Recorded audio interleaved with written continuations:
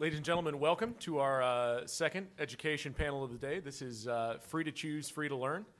In our first panel discussion, which just wrapped up, an excellent debate on kind of flexibility and choice in the public school arena. Now I want to move the conversation to private school choice and look at some of the things we've done, that are going on nationally right now, look at things other states are doing, and maybe look at some things also as to what we could be seeing coming in Texas in the future.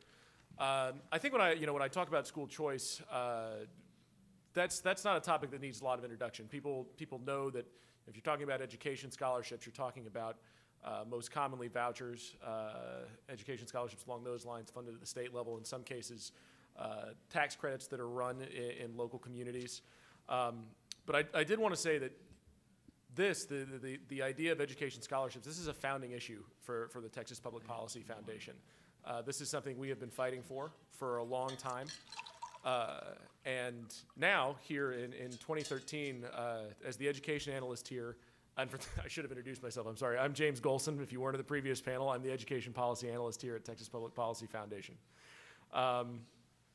Now, I am more optimistic that we could see some significant reforms in the private school choice arena in Texas, both because of the national climate. We've seen a lot of states make a lot of progress here over the last several years, and because we have some great education leaders in this state that are becoming very vocal and very active on this issue. And the last thing I wanted to say before I hand things off to the panel here is that one of the constant challenges for me as I try to articulate the benefits of school choice, particularly to the public education sector, is that public educators really tend to see school choice as an attack on their profession, an attack on the public schools, and that's really not how I see it. I see a competitive school system as a school system that's more efficient and one that is ultimately better for all the participating students. And the research holds up to that. If you look at the good things that came out of the Edgewood privately funded scholarship program in the San Antonio area, while that was in place, you saw positive academic gains, not only for students who were receiving vouchers in the private system, but positive testing gains for students in the public school system as well, higher graduation rates in the public school system, not to mention a boom in population and rising property values in the Edgewood area. And that's not unique to Texas. Just in the last couple of years, the Florida Department of Education ran a study on their longstanding education tax credit program there and determined that in their official state opinion that the tax credit program had not just benefited students receiving them, but benefited the public education system as a whole as well. And with that, I'd like to turn it over to our panel. Our first speaker is Joseph Bast. He is the president of the Heartland Institute, a research organization in Illinois. He is also the founder of School Reform News and has been recently very active in the Texas school choice reform efforts. Mr. Bast. All right. Thank you, James. I'm sorry about not wearing a jacket. It's warm in this room, isn't it? So I give permission to everyone in the room to take your jackets off if you like. I had arranged for some publications to be brought here, and apparently the hotel got them last night, but has lost them, of course, so they aren't being distributed yet. One of the things is a copy of a book, Let's Put Parents Back in Charge, which I co-authored with Professor Herb Wahlberg a few years ago. This particular edition is a bilingual edition, so it's Spanish as well as English, and I think I brought about 200 copies here, so if they don't get distributed by the end of this panel, I think they'll probably be put on the registration table or something like that later in the event, so you all can get copies of that. How many people here were here for the panel that immediately preceded this one in this room? 2/3? Yeah, at least 2/3 of you all. It was, I thought, a fantastic panel discussion, one of the most honest presentations that I have seen from a superintendent, a freshman legislator, I believe he was a freshman or second term legislator, and the head of a teachers association. Doug Rogers, the head of the Association of Texas Professional Educators, held up an encyclopedia-sized book that was all the regulations on public schools. And he said, how can you expect, essentially, how do you expect a professional educator to be able to do his or her job when virtually everything is either required or banned by this enormous regulatory regime? The superintendent said that he talked about anger and frustration He said, you offer us flexibility, but flexibility to do what? You still have all these mandates, all these commands and controls on us. We're extraordinarily frustrated that we can't get the job done. And the legislator said, well, the testing in this state is out of control, that we test too much. Nobody really knows why we're testing and how reliable these tests are. He talked about his kid, well, actually that was the superintendent, talking about his children crying out of fear and frustration over these tests. Third graders crying and not being able to go to bed at night because they're afraid of taking these high-stakes tests. These are all symptoms of a system that is fundamentally broken. This is a system that has no competition among the providers and no choice among the consumers.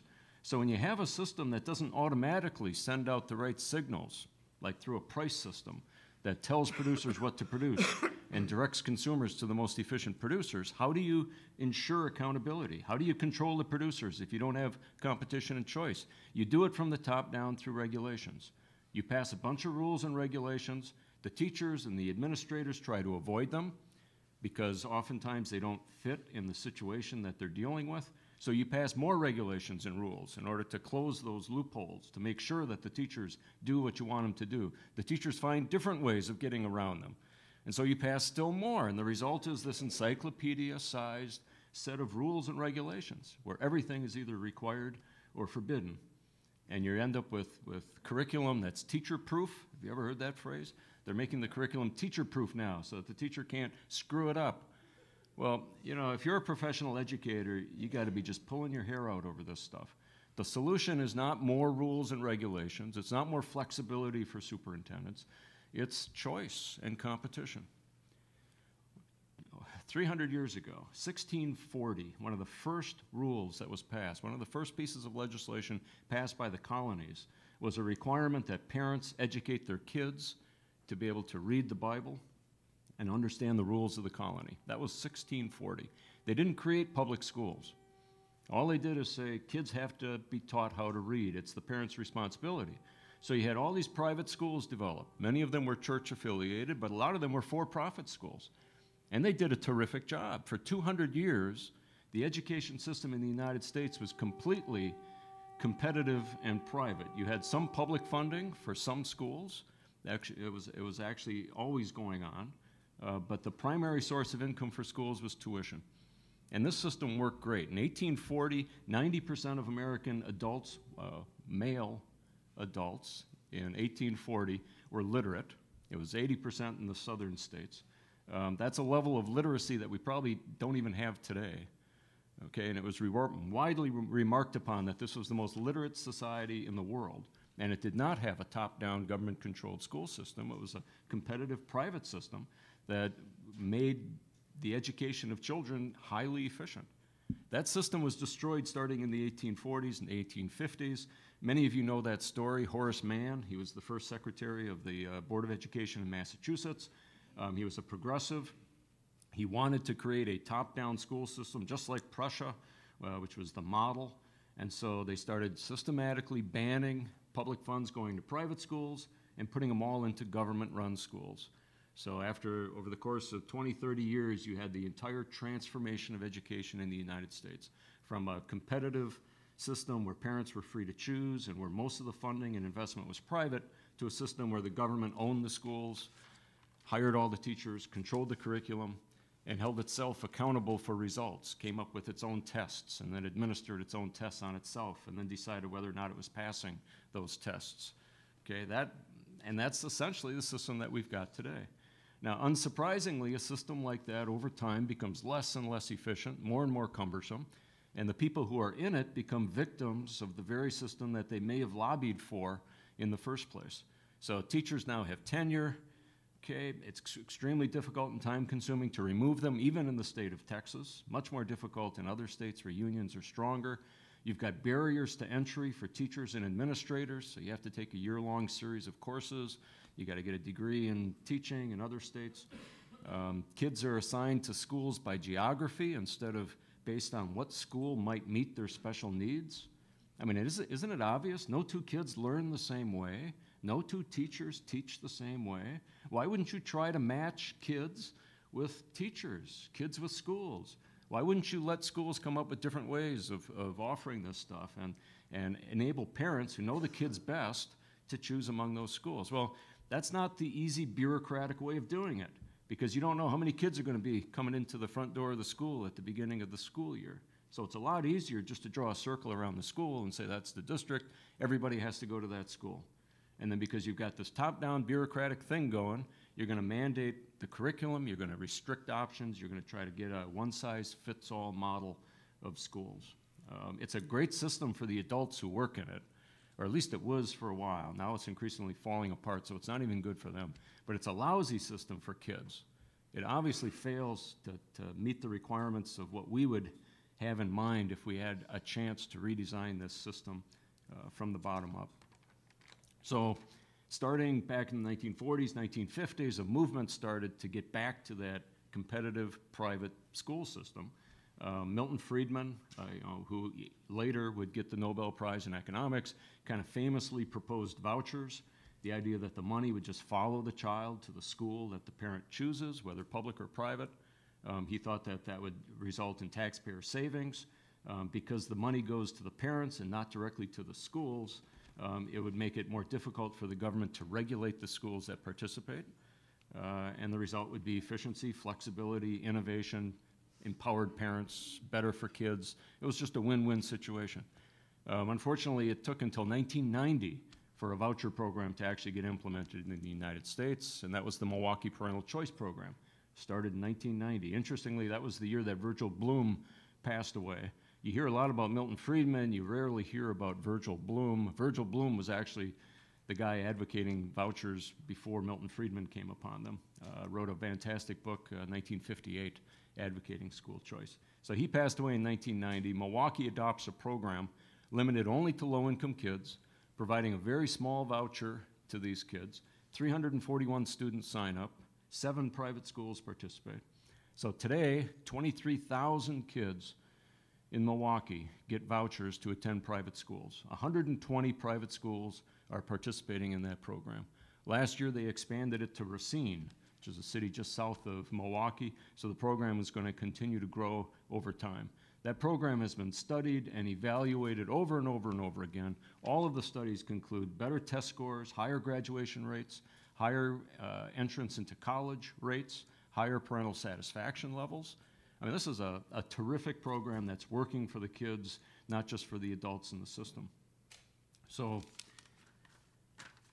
since 1990, number of programs have been growing. So the Friedman Foundation tracks this sort of thing. According to the Friedman Foundation, 39 voucher and tax credit programs are in place right now. 39 programs nationwide in 21 states and the District of Columbia. 212,000 students nationwide now get vouchers or tax credits. Half of these programs were launched in 2006 or more recent. So we're seeing a big uptick in the amount of legislative activity on these school choice programs. Just in the last 2 years, 2011 and 2012, 13 new programs got started, 14 programs were expanded, and 42 states considered statewide school choice legislation.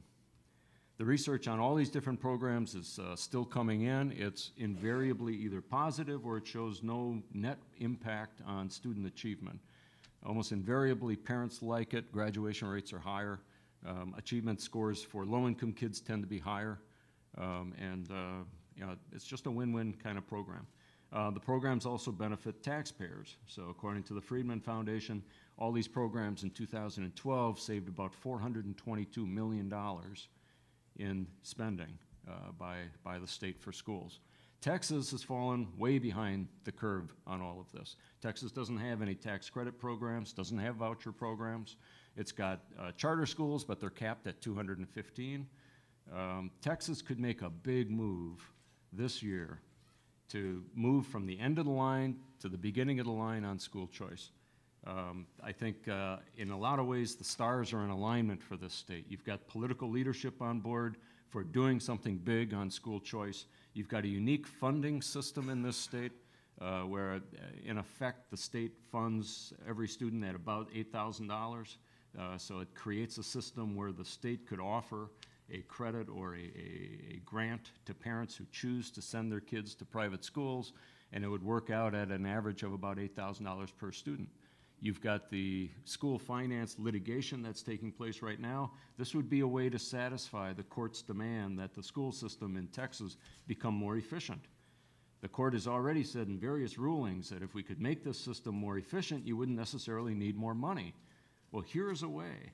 If you can just allow parents to choose private schools for their kids and have some of the money that's currently allocated to public schools follow the kids to private schools, then you save some funds every time a parent chooses a private school. You want to keep this program absolutely simple. I think there's a couple of guidelines that I would recommend. One is keep it so simple that the Texas Education Agency doesn't have to administer it, okay? TEA has a conflict of interest, just like every state Department of Education. It's primarily there to serve the interests of the public schools or to defend their interests. That's not criticizing any individuals. It's just what a government agency ends up doing. So you want to keep control over a choice program out of the hands of the education establishment. You do that by giving it to Susan Combs, the controller, and just have this be operated as a budget thing. Just send in your expense reimbursement to the state controller's office and have them issue the checks. There should be no new regulations on participating schools. There should be no means testing. Every parent should be able to do this. Milton Friedman liked to say if you have a program that only poor people can use, it's going to be a poor program because poor people don't do a good job lobbying to defend their own interests. That's one reason why they're poor.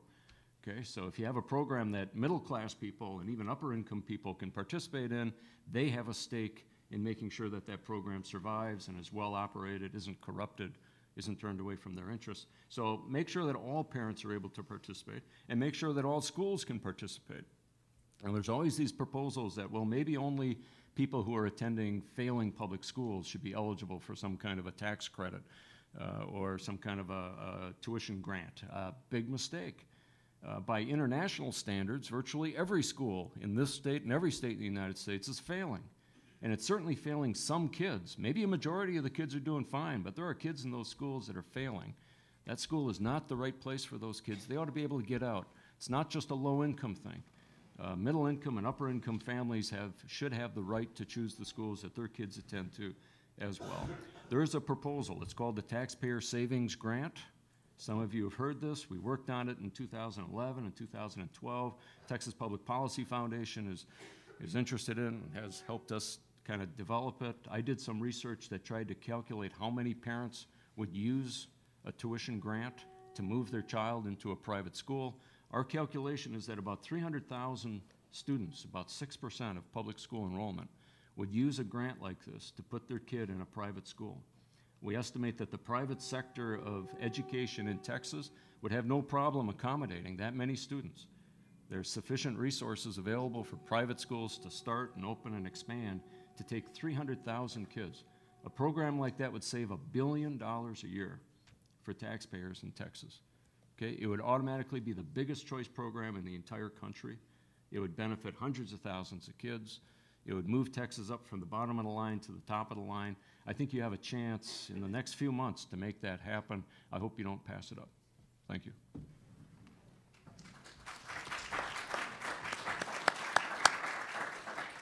All right, thank you, Mr. Bast. Next up, we have Representative Stephen Carter from the East Baton Rouge Parish in Louisiana.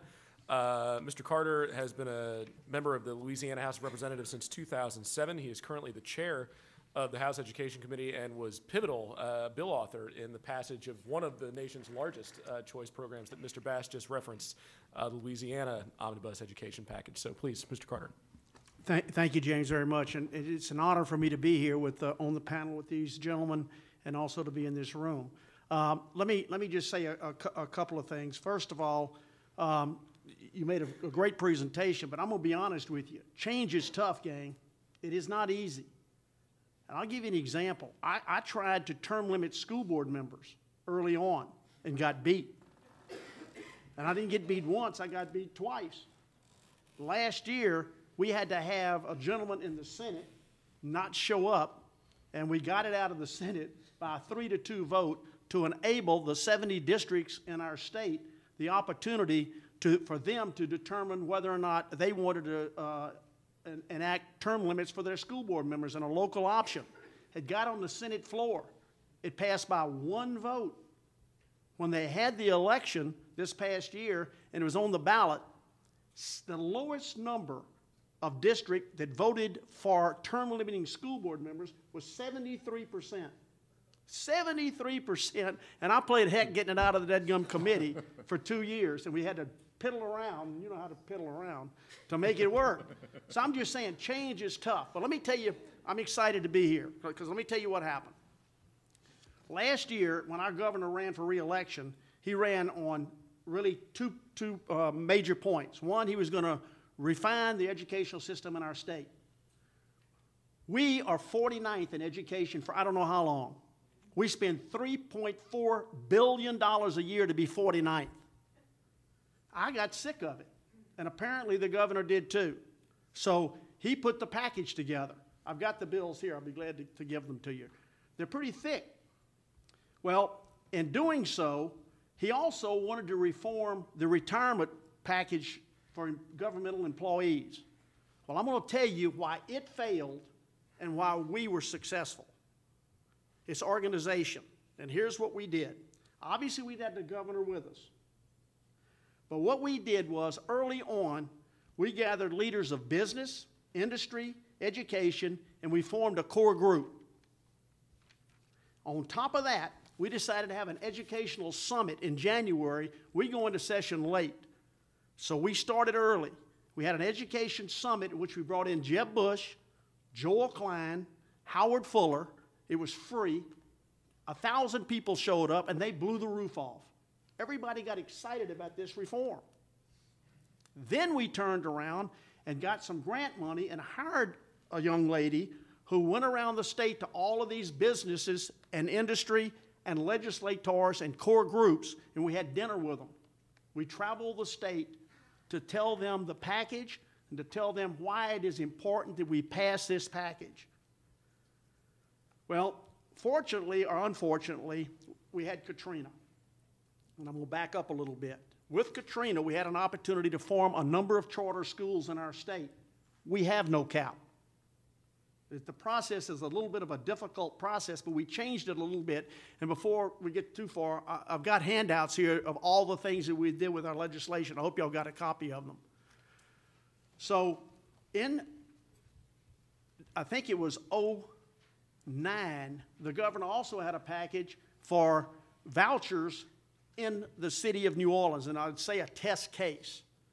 So vouchers were in New Orleans. They were funded out of the general fund, not funded out of what we call the MFP, which is our funding mechanism for public schools in our state.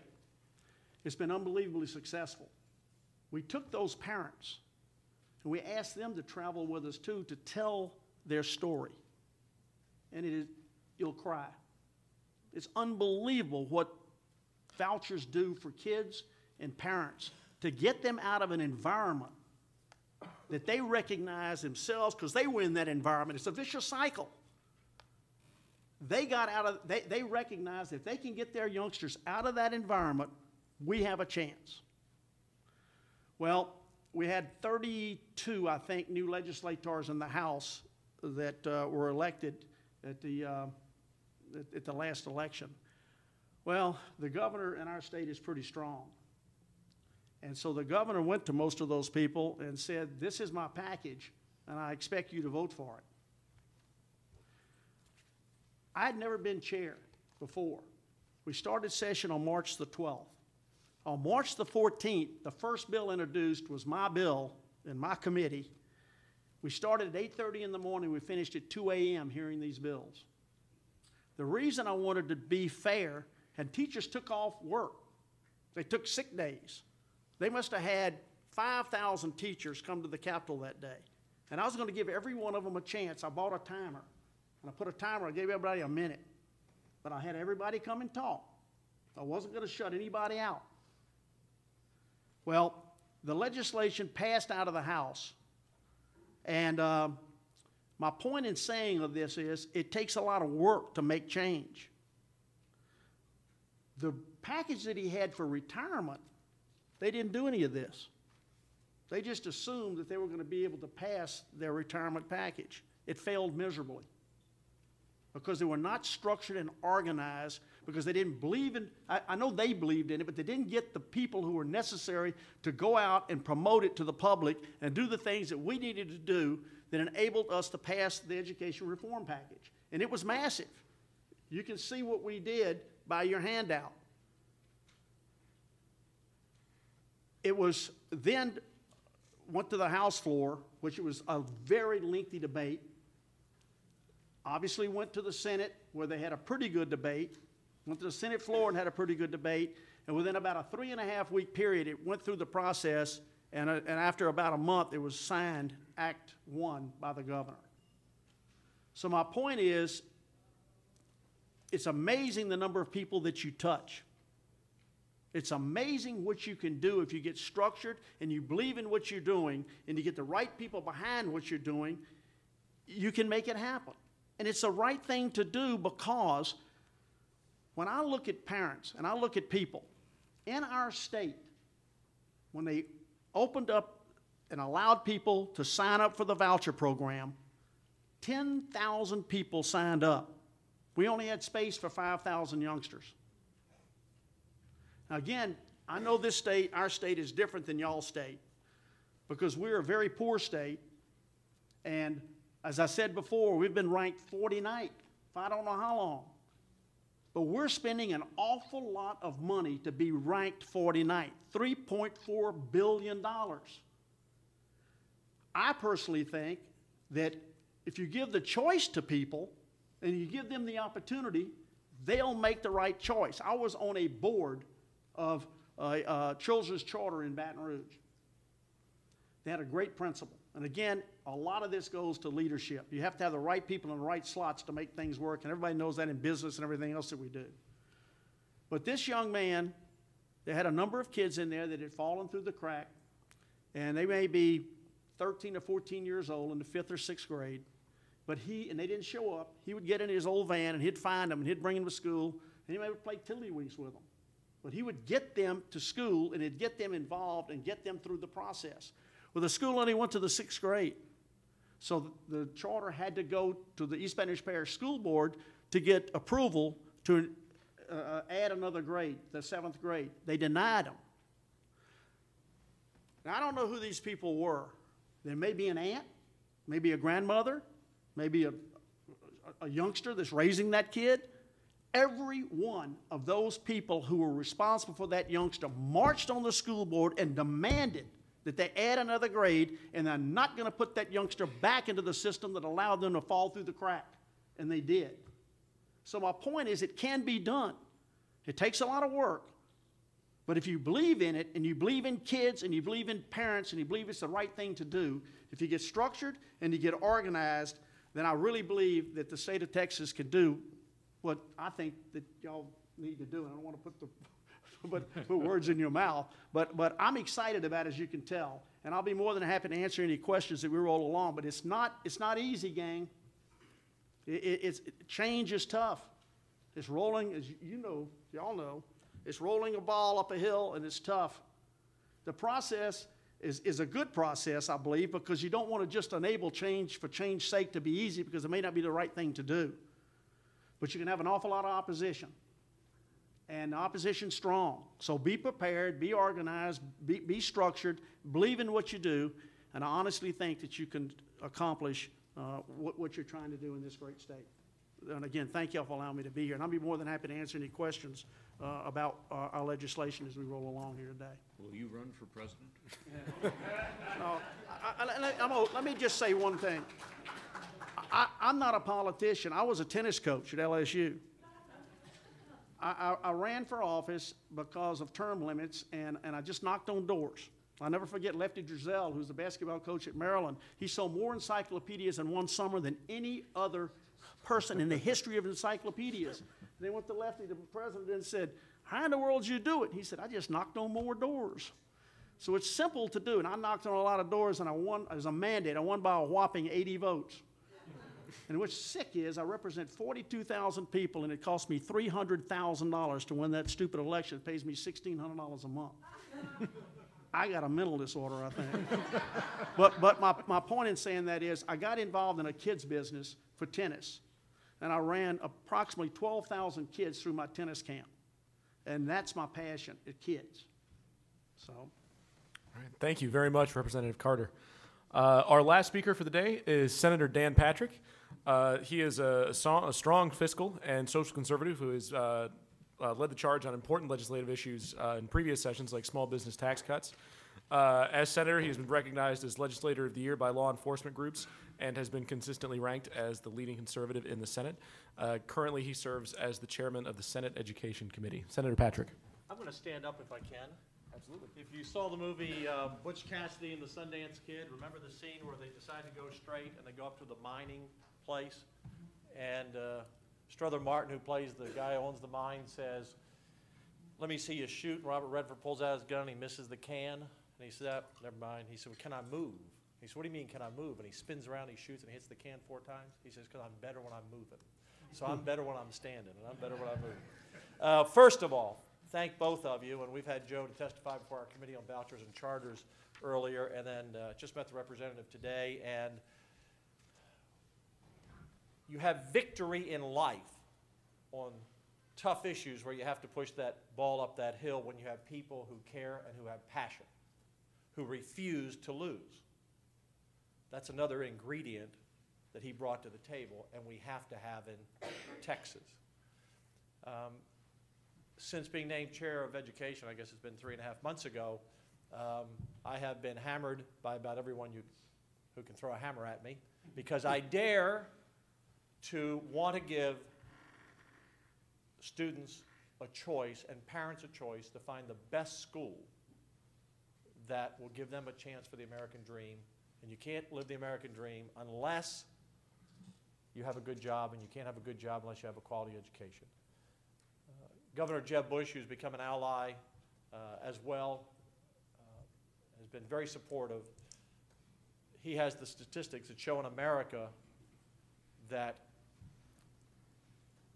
43% of all students who are born into poverty die in poverty.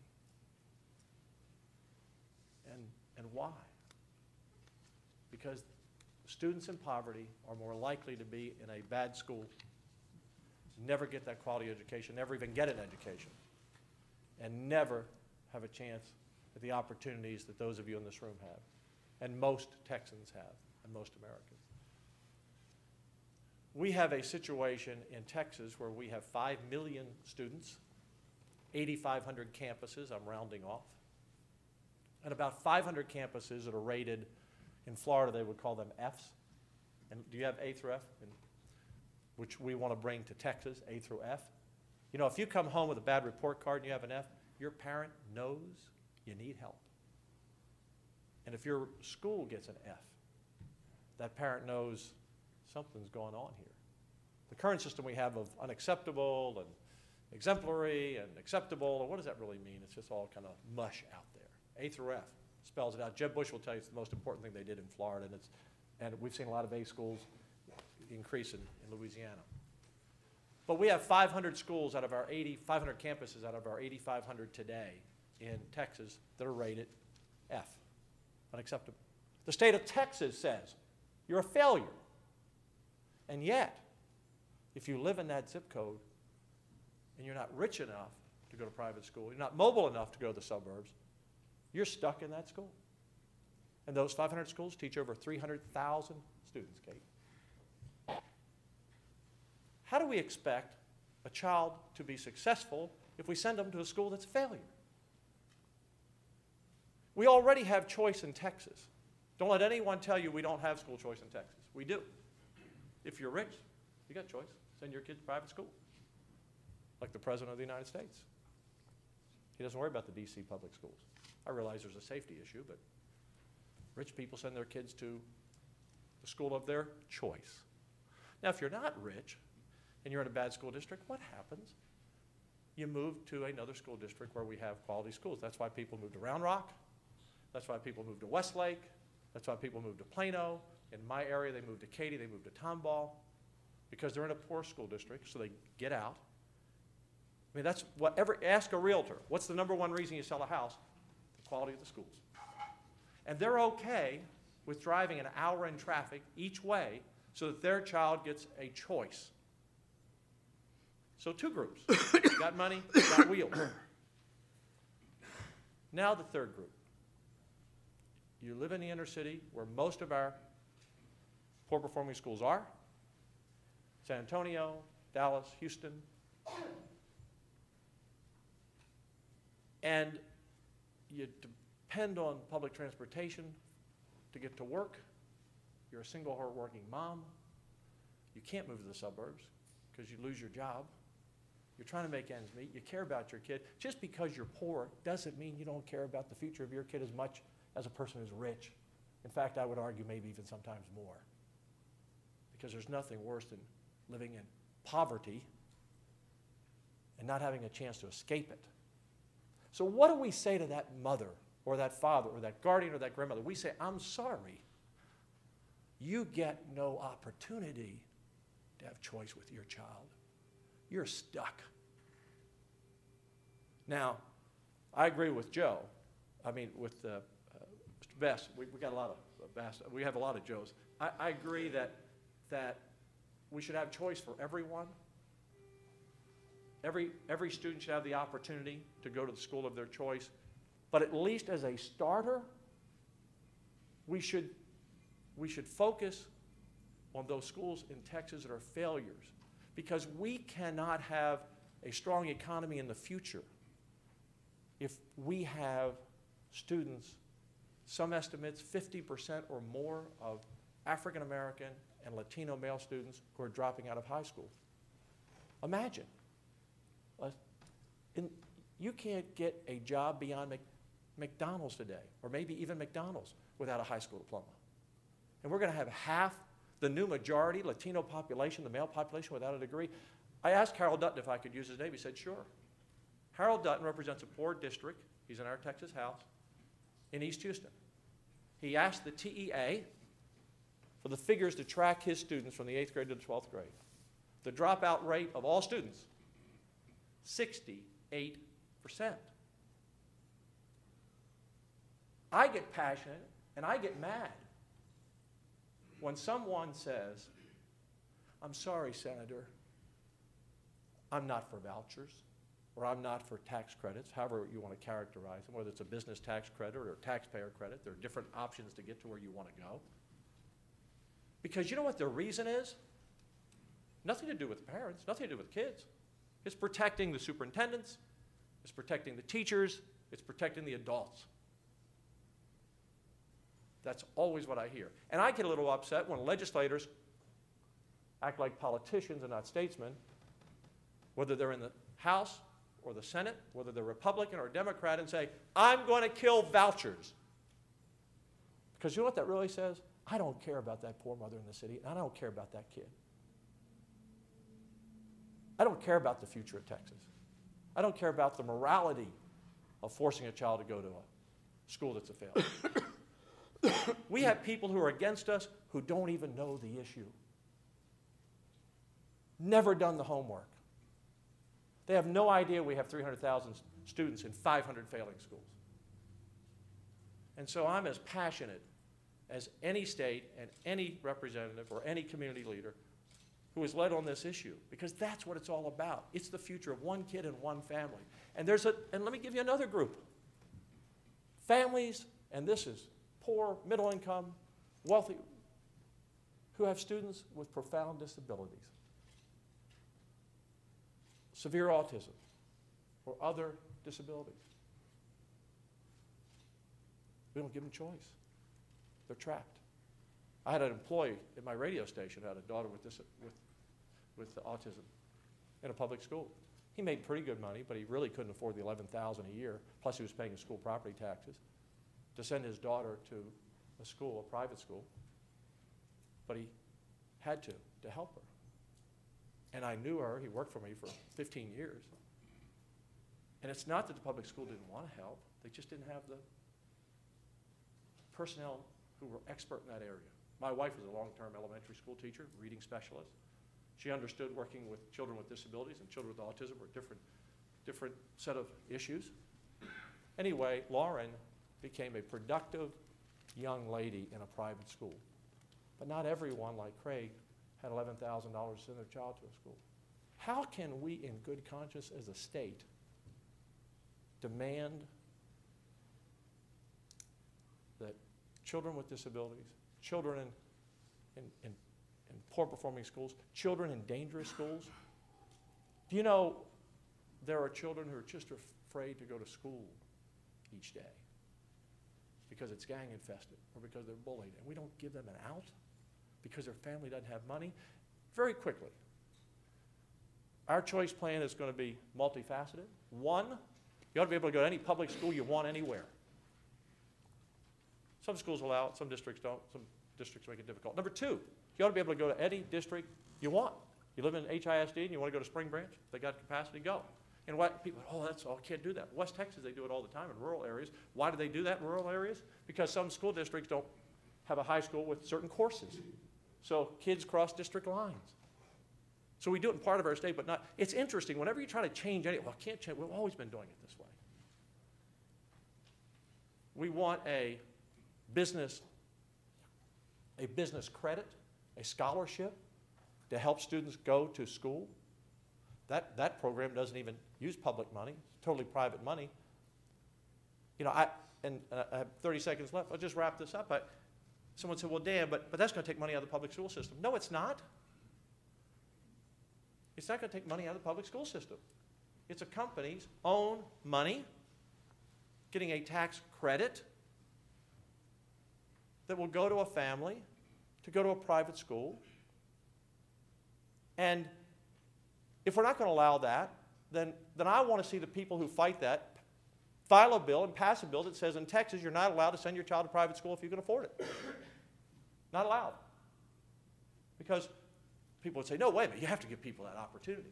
But we don't give the other people the opportunity. Because what does it matter if a parent pays for the scholarship, or the grandparent pays, or a third party pays? What difference does it make? Well, you're taking kids out of the public schools, and that costs us money because we get paid based on weighted average daily attendance. Well, if that's the case, all 300,000 students in homeschool situations in Texas, we should force them all back into school because they're not in school, so those schools aren't getting that money. Yeah. I mean, if you base it on that, or the 235,000 we have in private schools, they're taking money out of public schools because they're not in public schools. The fact is, those group of parents are actually saving taxpayers billions because they're paying their school property taxes. We don't have to educate their child and pay for it, and they're paying for it. And, by the way, we need to file a bill that doesn't allow anyone to leave Texas. Because if you move to Oklahoma with your dad who gets a job, you've just cost the public school system money. It makes no sense. This is the civil rights issue of our time. It's the moral issue of our time. It's the most important issue that we face in Texas. If we don't get this right in education, whether expanding charters, closing down bad charters, bad public schools, creating online learning, creating technology, lifting up career, all of these issues, and choice is just a part of it. It'll be a small part. Most of our schools do a good job. Let's not miss this. Most of our schools do a fine job. We have some great schools. But as was said earlier, no two students learn alike, and in some situations, students need that special teacher that can help them succeed. And when we stand in the way of a child and their ability to have success, then that's the worst thing you can do, is you rob them of their future. We don't tell a kid if they want to join the military what service they have to join. When they go to college, we don't tell them where they have to go to college. When they move, we don't tell them where they have to live. Beyond America, the only thing in America that we do that I can think of as important, that we give you no choice, is where you go to school, K through 12. Have no choice. Thank you very much.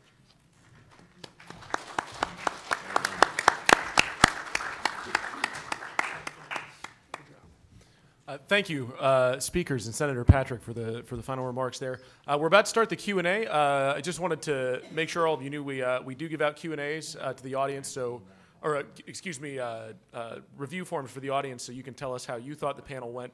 You know, we're always looking to get better here at TDPF, so your input is greatly appreciated. Do we have any questions for the speakers? Mr. Grusendorf first.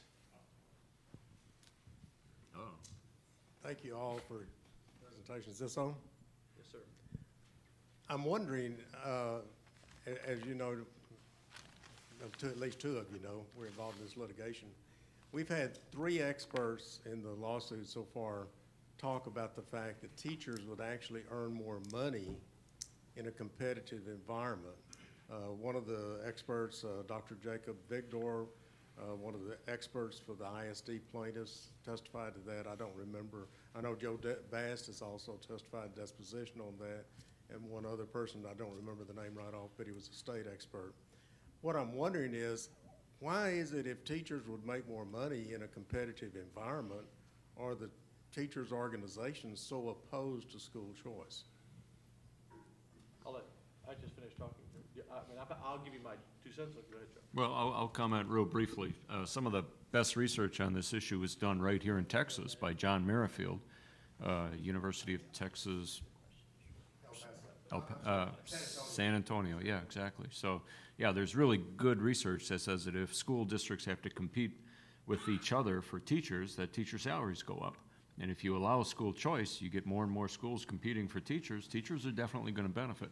But the teacher union heads or the teacher association heads, you know, they benefit more when they can control and speak for large numbers of teachers. And it's easier to organize a workforce when they're not competing against one another. Because when they're competing with one another, you can't tolerate incompetence or laziness and sloth. You got to push those guys out. So I think that's the key to their motivation. But you guys may know better. Just very quickly, we were having an education hearing last session, and I forget the bill, but teachers supported it. And teachers, you know, they come 4 at a time into a panel, and we had 2 panels of 4 teachers. They came on their own. 8 teachers testified. I asked them all the same thing. Have you ever sat down with your union representative or your associate? No. Have you ever been polled? No. You're all for this bill? Yes. Will you be shocked that when you all step down, your association union representatives are going to come up here and be against it? Which they were. It's not the teachers. It's not the teachers. It's the unions or the associations, because it's about the dues and it's about the membership. And let me tell you how clear that is. Last session when we had to cut money, Austin ISD, I remember they gave us an estimate that $5 million would save them 100 teachers. I think Marion's my education, I think that was the number. And so we said, because we couldn't, under law, we couldn't reduce teacher salaries by 1%. So we said, would you allow us to reduce salaries by 1% to save 100 jobs? And they said no. So the legislature got blamed, but it wasn't in that particular situation. Now we fixed it. But that's the kind of position they take. And what do teachers want? They want to be in an environment that's safe, where parents are interested, and children want to learn. And the more competition you have, and the more choice you have, and the more parents who care, the better working environment for teachers. That's exactly right. Next question. My question is for Senator Patrick. Over the past kind of month to 6 weeks, we've seen a scandal starting to break across a lot of school districts in Texas involving this C-Scope curriculum. And first things first, thank you for holding the hearings that you announced you were going to do a few weeks back. Just want to thank you for that face-to-face. But as we move forward in the school choice debate throughout the course of this session, as the usual suspects come back and attack you with the usual arguments, are you prepared to make each and every one of them defend C-Scope? Well, I'm not going to tie up every hearing asking the same question. We'll have a hearing on it. We'll get to the bottom of it. I'm very concerned any curriculum plan that parents don't have access to, and I'm very concerned that to teach it, a teacher has to sign a form that subjects her to criminal charges. Senator Patrick, So we're going to look at it because it is an issue that has bubbled up, and I have questions about it, and we'll see where, that's what hearings are for, where they lead. So we will do that. Okay, this gentleman back here, and then you, ma'am. Mr. Bass, Mr. Patrick, you're advocating for and making the case for that a choice voucher, tax credit, whatever it is, should clearly be available to all parents, middle class and rich, for the purposes of, you made a case for that in terms of, for various reasons. I'm assuming the challenge for that is there's multiple challenges to getting that through. I'd like to hear you guys debate back and forth about the merits and the challenges you would face legislatively in getting it through as a option for all parents for the reasons that he discussed. First of all, I agree with Joe, and I think it should be available for everyone. But I'll be very candid with you. Representative Carter's right. This is not easy. Now, I'm working on building an army, because I'm going to need an army. Because I don't just have the teachers' unions against me and some superintendents and some, maybe many Democrats. I have some Republicans against me. So we're going to get. So this is what you're proposing is what you believe is possible. I believe step one, we have to have an opportunity to be, but it may be, at the end of the day, it may be all. But it's tied into a second thing, and it goes back to what I said. We as a state will have no future if we continue to have dropout factories and do nothing about them. So just as a practical matter, for the benefit of all of your children and all of your grandchildren and all the good school districts, not just for the benefit, when we look at school choice for these students in failing schools, first and foremost, it's for them and their families, but it's also for Texas. So we have to address those failing schools first. And part of our choice plan also is charters. We need to lift the cap on charters. I have a proposal to allow school districts to become charter districts easily. I think that will really help our rural districts. It will give them a lot of freedom.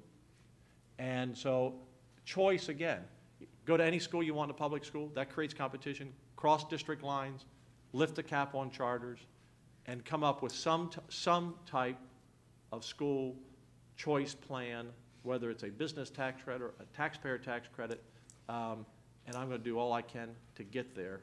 And I think the time is right, but it's going to be very hard.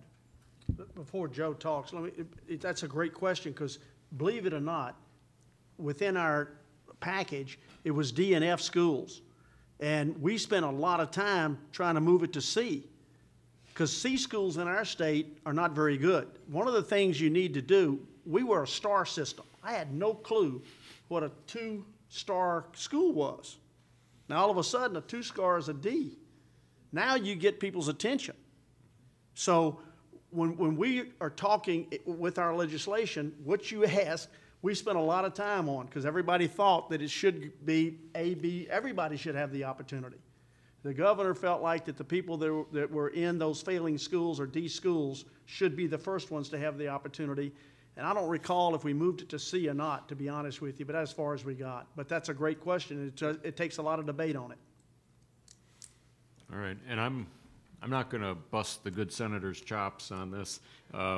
He's doing a lot of heavy lifting, and I have the luxury. I'm a policy analyst. I'm not a politician. I made a choice not to get into politics.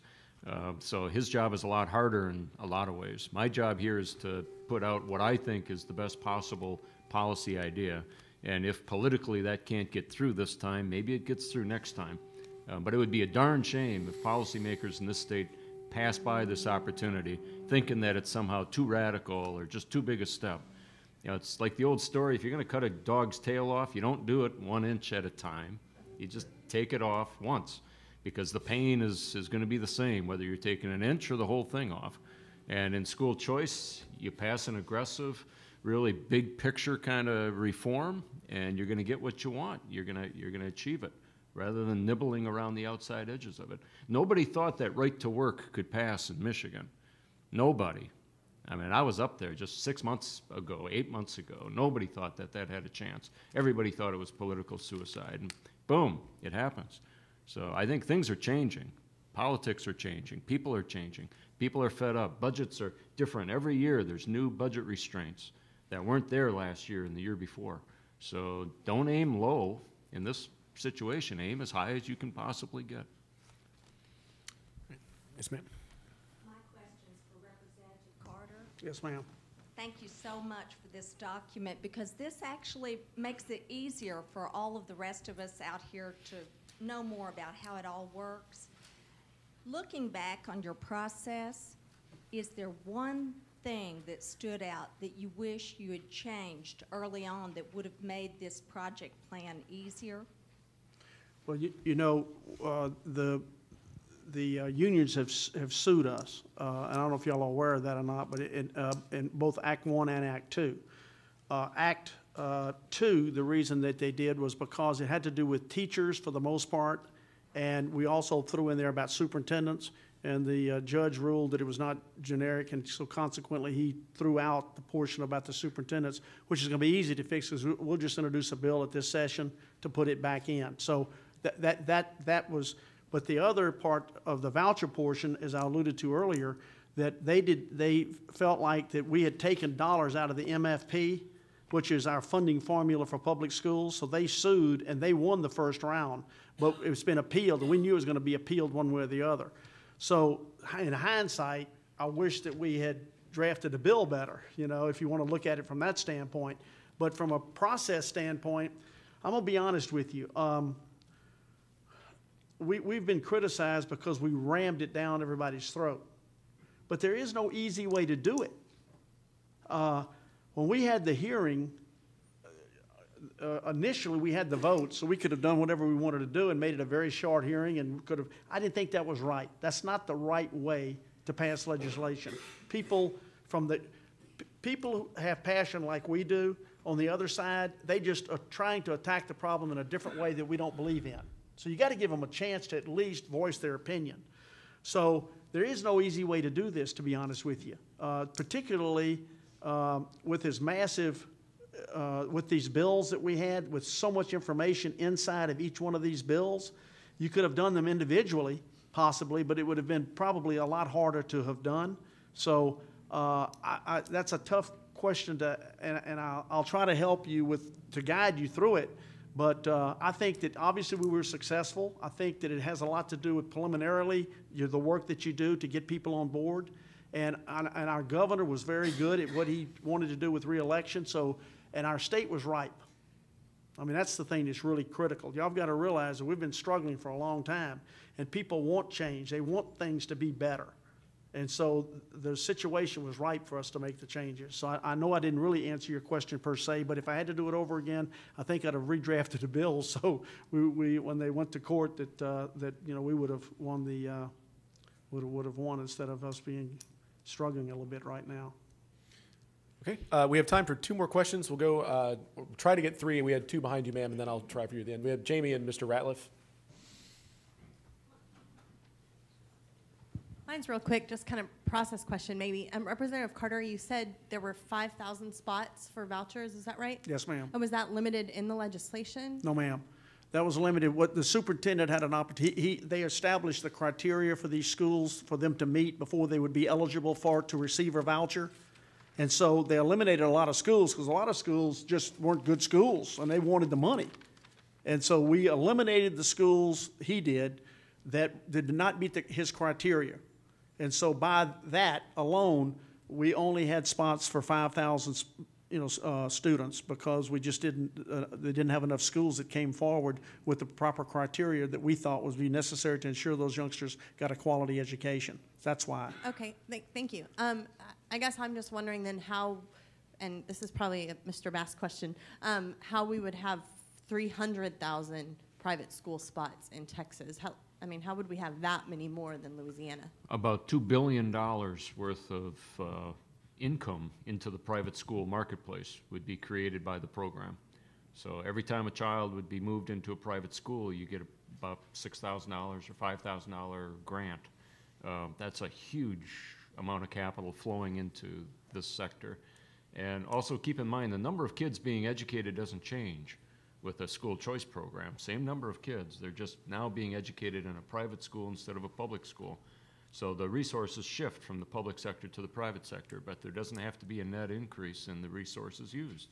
Teachers leave one school and start in another. So there's plenty of resources out there for it. Real quick, Jamie, there's something else that's really important. The majority of our students are always going to be in our public schools. Today we have 5 million in public schools, roughly 135,000 or 150,000 in charters. We have 235,000 in private schools, 300,000 homeschool. It's about 5.6 million if you count because charter to public. We have about 92% of our students in public schools. So when I hear the great lie, this is going to undermine public schools, no, we want to make our public schools better by being more competitive, because that's where most of the students are always going to go. It's going to be a small number, whatever the number is. Even in Florida, where you get an automatic public voucher to follow you if you have a disability, only 5% of all the students who are profoundly disabled have taken it. Because most parents and most students are happy with their schools. But if you look at the 100,000 that are on the wait list for charters in Texas, if you look at the 12,000 families with Empower Families in Houston that are poor that have signed up, so will somebody help me?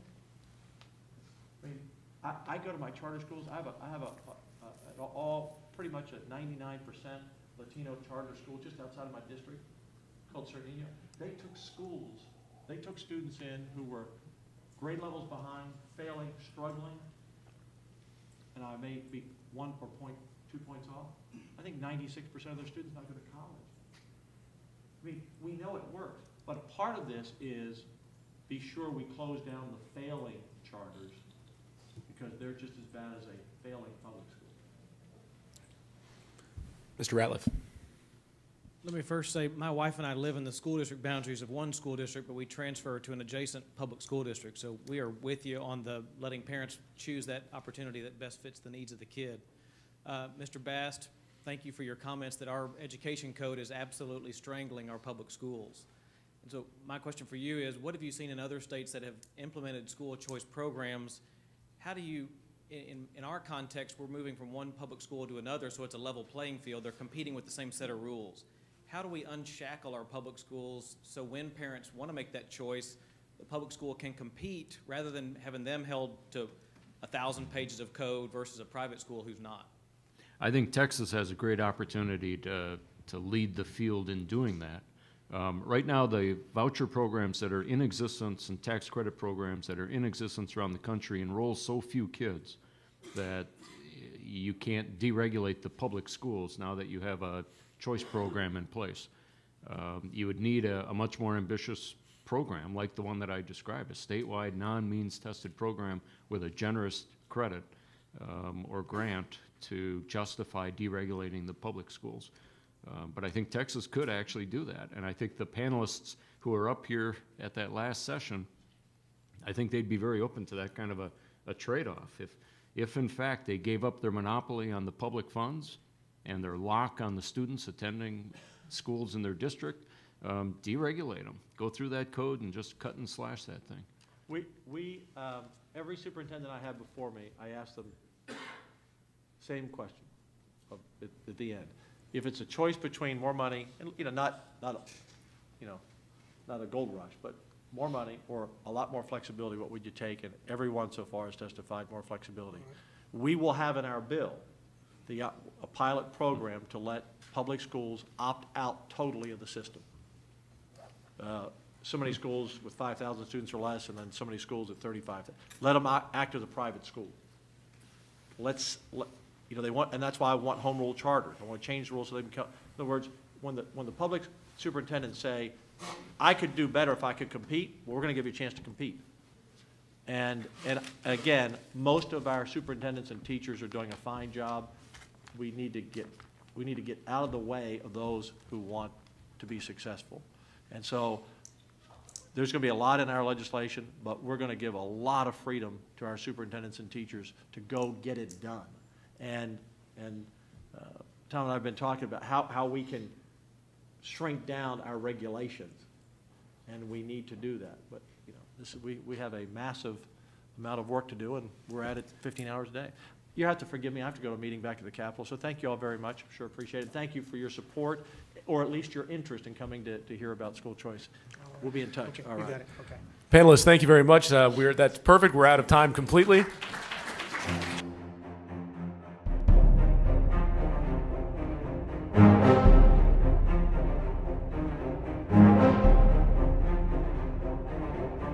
Thank you.